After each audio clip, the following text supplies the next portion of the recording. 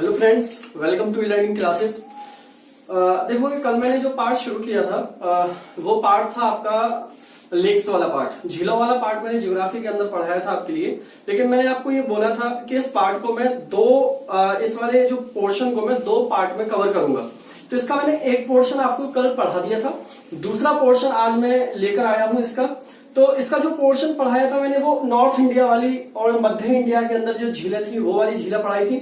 झील के मैंने टाइप्स आपको बताए थे, कौन कौन सी झीलें होती हैं, गोखुर झीलें कौन सी होती हैं, लेगुन झीलें या अनूप झीलें कौन सी होती है, हिमालयी झीलें कौन सी होती है, ज्वालामुखी झीलें कौन सी होती हैं, तो इस हवा से निर्मित झीलें कौन सी होती हैं, सारे पॉइंट्स मैंने कल आपको कवर करा दिए हैं।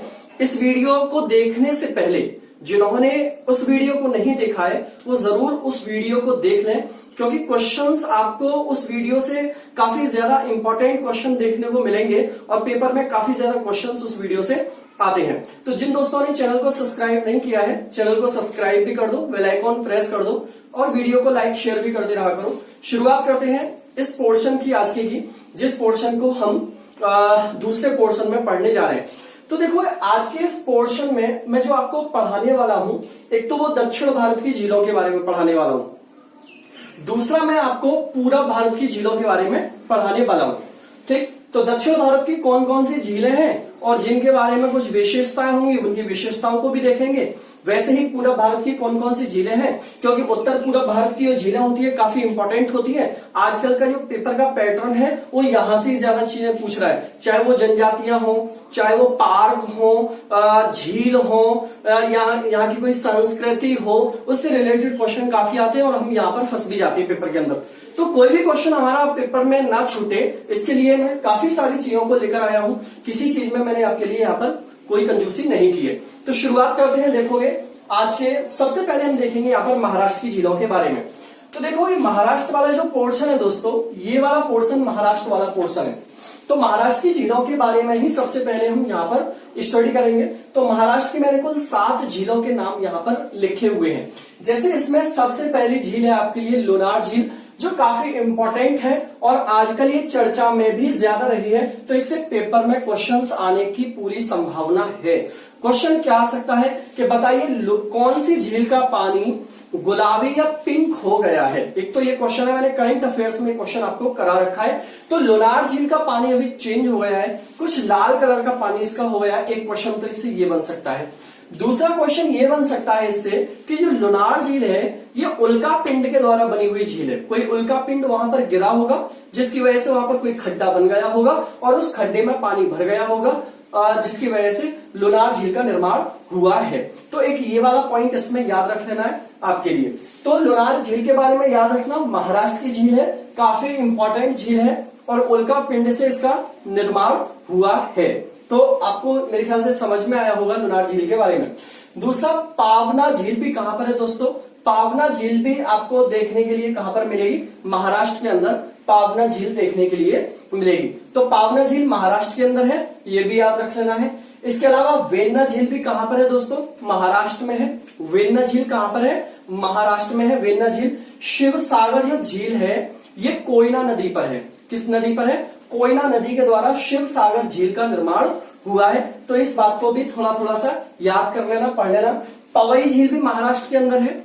एक पाषाण झील कई बार पेपर में पूछी गई है कि पाषाण झील कौन से राज्य में है, तो पाषाण झील आपका महाराष्ट्र में है। और उपवन झील भी कहां पर है दोस्तों? महाराष्ट्र के अंदर उपवन झील है। तो महाराष्ट्र के कुल 7 झीलें हैं। इसका आप स्क्रीनशॉट लेते चले जाओगे साथ के साथ। बहुत इंपॉर्टेंट रहता है कि कौन कौन सी झीलें कहां कहां पर है। तो एक बार मैं इनके बारे में और बता दूं कि जो वेन्ना झील है, इस स्क्रीनशॉट ले लिया हो तो मैं आऊं सामने, ठीक है। वेन्ना जो झील है दोस्तों, इस वेन्ना झील के 2 आपको झरने भी मिलेंगे। एक झरने का नाम होगा लिंग माला झरना और दूसरे झरने का नाम होगा चारना झरना। इसके 2 झरने हैं, बड़े खूबसूरत से झरने हैं दोनों। कौन कौन से हैं? वेन्ना झील के, एक तो लिंगमाला झरना और दूसरा चारना झरना। दूसरा, मैंने शिव सागर झील के बारे में आपको क्या बताया है कि ये कोयना नदी पर है, मतलब कोयना नदी इसके किनारे पर है और इसी का पानी इसके अंदर जाता है। एक ये वाली बात मैंने इसमें बताई है। तीसरी बात आपको पवई झील के बारे में याद रख लेना है कि पवई झील का जो पानी है ये मीठा है। पवई झील का पानी कैसा है दोस्तों? पवई झील का पानी है मीठा, इस बारे को भी याद रख लेना। पाषाण झील के बारे में ये पॉइंट याद रख लेना कि पाषाण जो झील है ये मानव निर्मित झील है। कैसी है? मानव निर्मित झील है। पाषाण झील कैसी है दोस्तों? मानव निर्मित झील है। ये पॉइंट आपको याद रखनी है महाराष्ट्र की झीलों के बारे में। मैं रिपीट कर दूं एक बारी कि लोनार झील जो बनी हुई है वो उल्का पिंड से बनी हुई है। ये पानी मैं लिख भी देता हूं चलो पॉइंटों को। जैसे लोनार झील है, इसका निर्माण जो हुआ वो उल्का पिंड के गिरने से हुआ है और इसका जो पानी है दोस्तों ये खारा पानी है और इसका रंग अभी कैसा हो गया था? पिंक हो गया था। तो इस बात को भी याद रखना है। बाकी पावना झील को ऐसे ही याद कर लो कि महाराष्ट्र में है। वेलना झील के बारे में लिंगमाला और चारना इसके दो झरने हैं। ये क्या है दोस्तों? झरने हैं इसके दो। इसके अलावा शिवसागर कोयना नदी पर है। देखो ये पवई झील कैसी है? मीठे पानी की झील है, मीठा पानी है। पाषाण झील कैसी है? मानव निर्मित है। और उपवन झील महाराष्ट्र के अंदर है। ये आपको बस एज इट इज ऐसे ही याद कर लेनी है। ठीक है, स्क्रीनशॉट ले लो जो लिखा हुआ है उसका भी, अगर पेन पेपर लेकर नहीं बैठे हुए हो तो। आगे देखोगे दूसरा नंबर पे हम देख लेते हैं यहाँ पर महाराष्ट्र की झीलों के बारे में। ये जो झीलें हैं दोस्तों महाराष्ट्र की झीलों के बारे में यहाँ पर देखेंगे हम। तो महाराष्ट्र की झीलों के बारे में सबसे पहले हम देखते हैं यहाँ पर कि जो महाराष्ट्र की झीलें हैं जिसमें ये झील है पंपा सरोवर झील। कौन सी है? पंपा सरोवर झील यहाँ पर महाराष्ट्र के अंदर। देखो सॉरी कर्नाटक, ये कर्नाटक वाला पोर्शन है। ये देखोगे ये मैंने लाइन खींची हुई है, ये कर्नाटक की झीलें जितनी भी हैं चारों। तो पंपा सरोवर ये झील है कर्नाटक की झील है। इस झील के बारे में खास बात ये बताई जाती है कि पंपा सरोवर झील की ऐसा मतलब मान्यता है धर्म के अनुसार कि जो सबरी थी, सबरी का नाम आपने सभी ने सुने होगा कि सबरी ने यहाँ पर राम जी के झूठे बेर खाए थे। तो ये काफी इंपॉर्टेंट हो जाता है पंपा सरोवर झील कहां पर स्थित है। तो पंपा सरोवर झील कहां पर है आपके लिए? कर्नाटक में है। ये बात याद रखनी है। उसके बाद है उनकल झील। कौन सी झील है? उनकल झील। और उनकल झील के बारे में विशेषता ये है कि इस झील के बीच में स्वामी विवेकानंद की स्टैच्यू बना हुआ है, प्रतिमा बनी हुई है। किसका? स्वामी विवेकानंद। विवेकानंद की क्या बना हुआ है? प्रतिमा बनी हुई है। और ये मैंने जो आपको धर्म के अकॉर्डिंग बताया उसे याद कर लेना। इसके अलावा तीसरी जो झील है यहाँ पर ये है उलसूर झील। ये बेंगलोर की सबसे बड़ी झील है। मतलब कौन सी है? बेंगलोर। बेंगलोर की सबसे बड़ी झील कौन सी है? बेंगलोर की सबसे बड़ी झील कौन सी है दोस्तों? उलसूर झील बेंगलोर की सबसे बड़ी झील है। और कौन सी यहाँ पर? कुक्करहल्ली। ये झील कहाँ की? कर्नाटक की। तो एक बारी मैं और बता देता हूं आपके लिए कि कर्नाटक की कौन कौन सी झीलें हैं और कर्नाटक की झीलों की क्या खास बात है। एक है पंपा सरोवर। पंपा सरोवर के बारे में जो मैंने बताया है मान्यता है हिंदू धर्म के अकॉर्डिंग कि सबरी ने राम जी के झूठे बेर खाए थे। उनकल झील के बारे में ये है कि उनकल झील के बीच में स्वामी विवेकानंद का प्रतिमा बनी हुई है, उनका स्टेच्यू बना हुआ है। तो इंपॉर्टेंट हो जाती है। बाकी उलसूर जो झील है बेंगलोर की सबसे बड़ी झील है, ये याद रखना है। बाकी चौथे नंबर की जो झील है उसे बोलते हैं हम कुक्कुरहल्ली झील। कौन सी है? कुक्कुरहल्ली झील। ये चौथी नंबर की झील है कर्नाटक के अंदर। ठीक है दोस्तों, तो यहां तक मेरे बात समझ में आ गया होगा। अगला देख लेते हैं, इसमें देख लो कर्नाटक के बराबर में तेलंगाना को भी पढ़ लेते हैं। तेलंगाना के अंदर देखो जहां पर मैंने 3 झीलों को बनाया हुआ है तेलंगाना के अंदर। तो यहां पर सबसे पहले हम पाखल झील की बात करते हैं। किसकी दोस्तों? पाखल झील की बात करें यहां पर तो ये पाखल झील है, ये काकतीय राजा थे। काकतीय राजा थे, गणपति उनके द्वारा बनाई गई थी। कौन से राजा? काकतीय राजा। काकतीय राजा थे, उनके द्वारा ये बनाई गई थी। उनका नाम भी आप लिख सकते हो, गणपति राजा थे काकतीय, उनके द्वारा इस झील का निर्माण किया गया था। इसके अलावा हुसैन सागर झील के बारे में एक इंपॉर्टेंट इंफॉर्मेशन में ये बता दूं आपको, इससे क्वेश्चंस पूछा भी गया था, सिविल सर्विसेज में भी क्वेश्चन आया था कि कौन सी झील का पानी हाइड्रा जीव के कारण सूख गया था।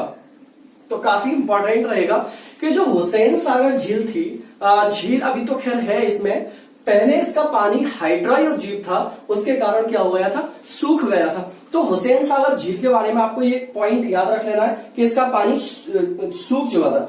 दूसरी इंपॉर्टेंट बात इसके बाद में ये है कि ये जो देखो हमारे देश में दो जुड़वा शहर किसको कहा जाता है, हैदराबाद और सिकंदराबाद को दो जुड़वा शहर कहा जाता है। हैदराबाद और सिकंदराबाद को दो जुड़वा शहर की राजधानी कहा जाता है, जुड़वा शहर कहा जाता है। तो हैदराबाद और सिकंदराबाद को अलग करने वाली भी कौन सी है, हुसैन सागर झील है। कौन है, हुसैन सागर झील है जो हैदराबाद और सिकंदराबाद को आपस में अलग कर देती है। एक इंपॉर्टेंट बात और है इसके बारे में, वो ये है कि इसकी जो स्थापना है, जो बनवाई है, ये 1593 ईस्वी में इब्राहिम कुली कुतुब शाह के द्वारा बनवाई गई है। तो मैं यहाँ पर डेट लिख देता हूं 1593 इब्राहिम कुली कुतुब शाह। नाम लिख दूं क्या मैं, यहां पर लिख लोगे आप, इब्राहिम कुली कुतुब शाह के द्वारा बनवाई गई थी। हुसैन नाम के ही एक थे, उनकी याद में उन्होंने बनवाई थी। तो तीसरी झील है इसमें सुरूर नगर झील। तो तेलंगाना की आपको झील देखने को मिलेगी कि मैंने यहाँ पर 3 झीलों के नाम बताए, महाराष्ट्र की हो गई, कर्नाटक की हो गई और तेलंगाना की झील हो गई। जो भी इनके बारे में खास बात है वो भी हो गई। आगे बढ़ते हैं, सबसे पहले देख लेते हैं यहाँ पर आंध्र प्रदेश की झील के बारे में। तो आंध्र प्रदेश की झील के बारे में देखोगे, सबसे पहले हम ये देख लेते हैं मैप में आंध्र प्रदेश है कहां पर। तो देखोगे दोस्तों, ये वाला ये क्षेत्र है आंध्र प्रदेश है, ये वाला जो क्षेत्र है ये आंध्र प्रदेश है। आंध्र प्रदेश की झील के बारे में सबसे पहले पुलिकट झील के बारे में पढ़ोगे तो काफी इंपॉर्टेंट है इंफॉर्मेशन पुलिकट झील से रिलेटेड। देखो पुलिकट झील के बारे में आपको पढ़ना ये है कि पुलिकट झील के पास या इसी में जो आपका सतीश धवन अंतरिक्ष केंद्र है, सतीश धवन अंतरिक्ष केंद्र है, वो स्थित है श्री हरिकोटा द्वीप के ऊपर पुलिकट झील में। देखो ये दोबारा से मैं बोल रहा हूं, जो आपका सतीश धवन अंतरिक्ष केंद्र है वो श्री हरिकोटा द्वीप के ऊपर कहां पर है, पुलिकट झील के निकट है, पास है। तो एक बात तो आपको इसमें याद रख लेनी है कि पुलिकट झील की विशेषता क्या है। कई बार पेपर में आपके लिए क्वेश्चन आता रहता है कि पुलिकट झील के बारे में बताइए, या ये पूछ लेता है कि बताइए ये सतीश धवन जो आपका अंतरिक्ष केंद्र है ये कहां पर है और किसके ऊपर है, कौन से द्वीप पर है, श्री हरिकोटा द्वीप का नाम है। तो एक तो इसके बारे में आपको याद रख लेना है। दूसरा इसके अंदर है कोलेरू झील और निजाम सागर झील है। कोलेरू झील के बारे में याद रख लेना है, ये कैसा है कोलेरू झील, ताजे पानी की झील है, मीठा पानी भी बोल सकते हैं हम, ताजे पानी की झील है, ताजे पानी की, और गोदावरी डेल्टा पर है। किस पर है, गोदावरी डेल्टा पर है, डेल्टा पर बनी हुई है, ताजे पानी की झील है। यहां पर भी मैं लिख देता हूं सतीश धवन अंतरिक्ष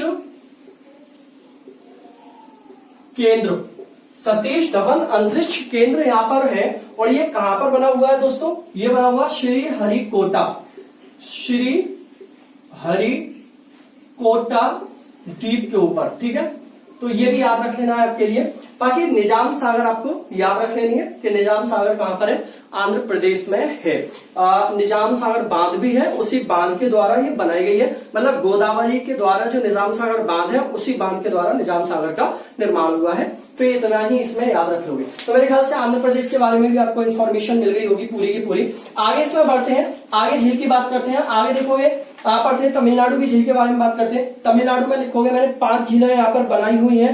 5 झीलों में देखोगे कौन कौन सी झील है, एक है शोलावरम झील, ऐसे ही याद कर लो, एक है शोलावरम झील, एक है यहाँ पर चेम्बराम्बकम झील है, एक है बैरीजाम झील, एक है पुजल झील और एक है बीरानम झील, ठीक है। दोबारा मैं रिपीट करूं, शोलावरम, चेम्बराम्बकम, बैरीजाम, पूजल और बैरानम झील, ये 5 झीलें आपको कहां पर है, तमिलनाडु के अंदर है। तो तमिलनाडु की 5 झीलों में ऐसी कोई चीज नहीं है जो आपके लिए बहुत इंपॉर्टेंट हो अलग से बताने के लिए। बस इस वाली जो झील है उसको रेड हिल झील के नाम से जाना जाता है, पुजल झील को।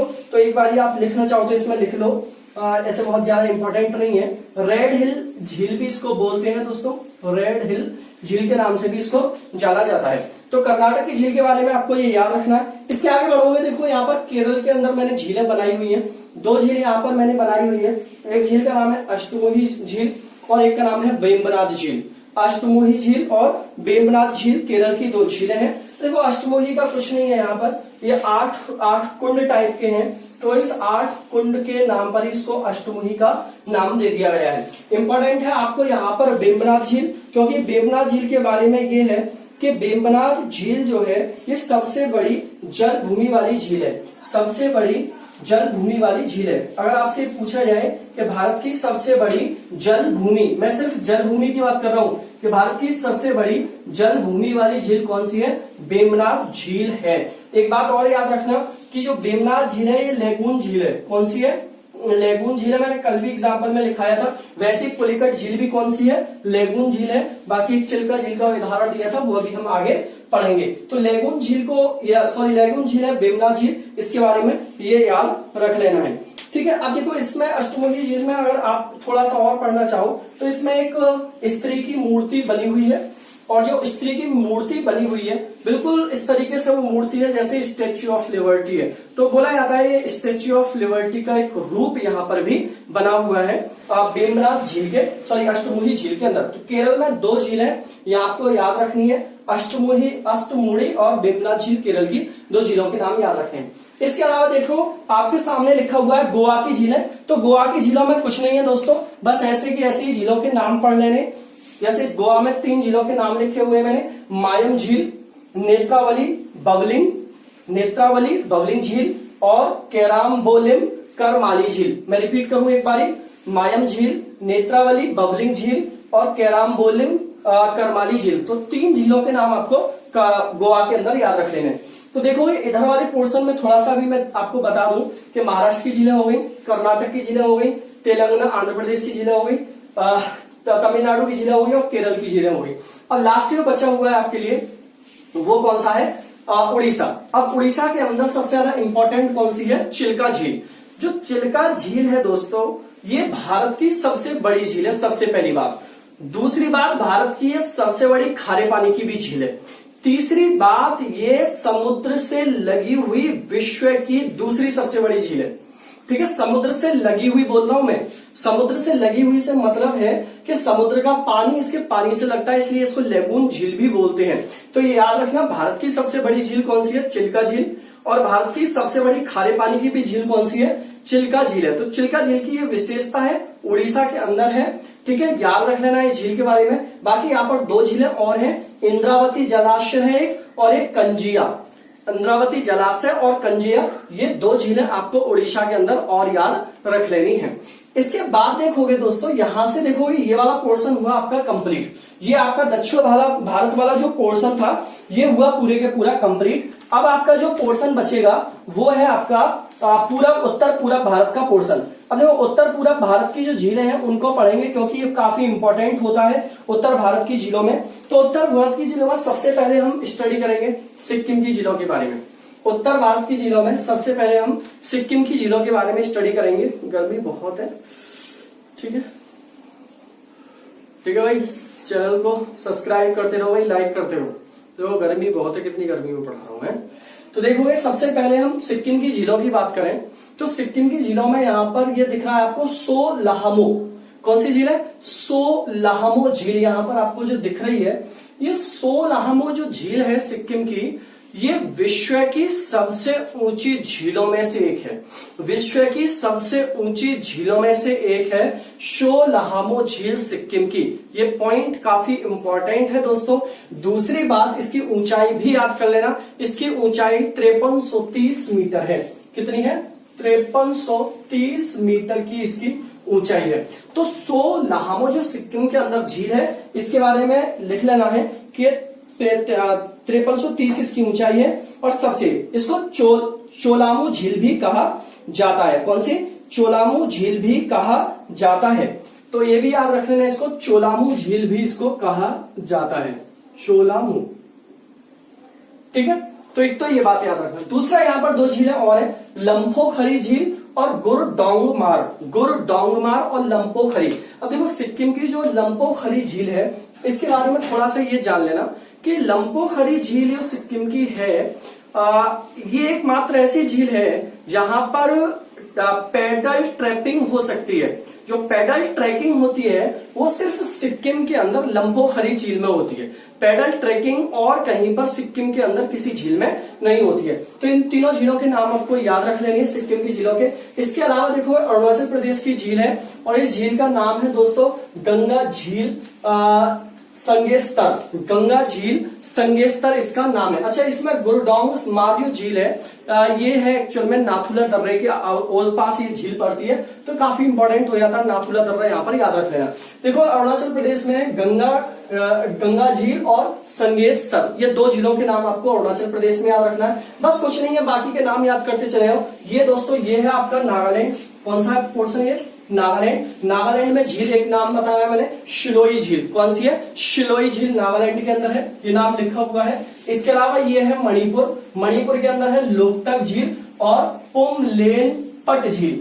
पोमलेनपट झील। अब देखो लोकटक झील काफी इंपॉर्टेंट हो जाती है। सबसे पहली बात तो लोकटक झील मीठे पानी ताजे पानी की झील है, पहली बात। दूसरी बात, मणिपुर के अंदर जो लोकटक झील है ये मणिपुर की बड़ी झील में से भी है और ये भी कहा जाता है कि ये उत्तर पूरब भारत की सबसे बड़ी झील है। उत्तर पूरब भारत की सबसे बड़ी झील कौन सी है? लोकटक झील है। तीसरी इंपॉर्टेंट बात, ये विश्व की एकमात्र ऐसी झील है जिसके अंदर तैरता हुआ नेशनल पार्क है। ये काफी बार पेपर में आ चुका है। मैं देखोगे वहां यहाँ पर इसके बारे में बताता हूँ थोड़ा सा। लोकटक के बारे में मैं क्या बोल रहा हूँ दोस्तों, लोकटक झील ऐसी झील है जो विश्व की एकमात्र ऐसी झील है, विश्व की एकमात्र ऐसी झील है जिसमें क्या है, तैरता हुआ नेशनल पार्क है। ठीक है, उसका नाम क्या है?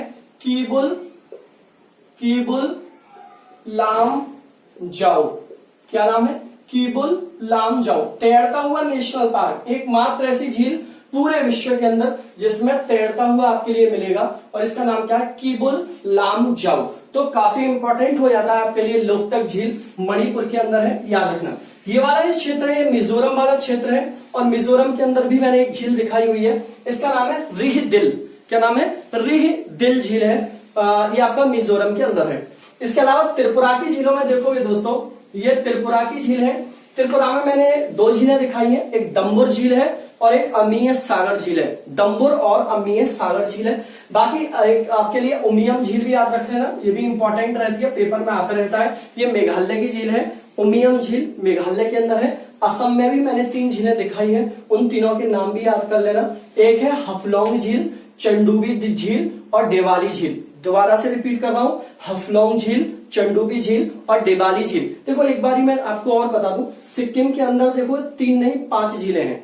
सिक्किम में 5 झीलों के नाम लिखे हुए मैंने। एक तो शोलाहामो, जिसे चलामू झील भी बोलते हैं, लंबोखरी झील है, गुरडोंगमार झील भी है और देखो 2 झील यहाँ पर लिखी हुई है, सोंगमो या चांगू झील, सोंगमो या चांगू झील और एक है खेच ओ पलरी झील, खेच ओ पलरी झील। ठीक है, अब खेच होता है, खेच ओ पलरी झील का मतलब है उड़ने वाले फरिश्ते या महल, इसका नाम मतलब इसकी कुछ उदाहरण है या इसका मीनिंग हो सकता है। तो ये झीलों के बारे में मैंने आपको एक एक करके बता दिया है दोस्तों। मुझे लगता है काफी इंपॉर्टेंट चैप्टर है ये, क्योंकि झील का पोर्शन ऐसा है कि जब झील पेपर में आती है ना तो कोई आसान झील नहीं पूछता है, वो यहां से झील पूछेगा आपसे और यहां से देकर आपको फंसा देगा झीलों के बारे में। क्योंकि आपने क्या पढ़ा होता है? लूनार झील, आपने क्या पढ़ा होता है? चिल्का झील, आपने क्या पढ़ा है? पुलिकट झील, कोलेरू झील, आपने क्या पढ़ा है? सिर्फ अष्टमुही और बेमनाथ। आपने और ज्यादा से ज्यादा क्या पढ़ लिया होगा? ऊपर की झीलों को पढ़ लिया होगा। लेकिन वास्तव में क्वेश्चन यहां से आते हैं,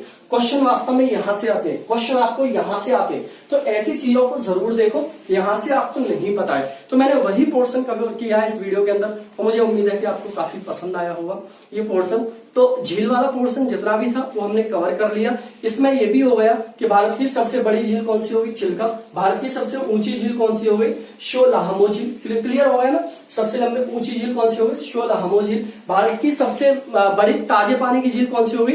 बुलर झील। भारत का सबसे ज्यादा खारे पानी की झील कौन सी हो गई? सांभर झील। और सबसे बड़ी खारे पानी की झील कौन सी हो गई आपके लिए? चिल्का झील। देखो एक और डिफरेंस मैं बता दूं आपके लिए जाते जाते, जैसे आपको ये कंफ्यूजन हो जाता है सर ये बड़े में और सांभर में और चिल्का में डिफरेंस क्या है, तो देखो इस डिफरेंस को मैं क्लियर कर दूं, थोड़ा सा रफ कर दूंगा यहाँ पर। इस डिफरेंस को मैं क्लियर कर दूं आपको, ये क्या डिफरेंस है।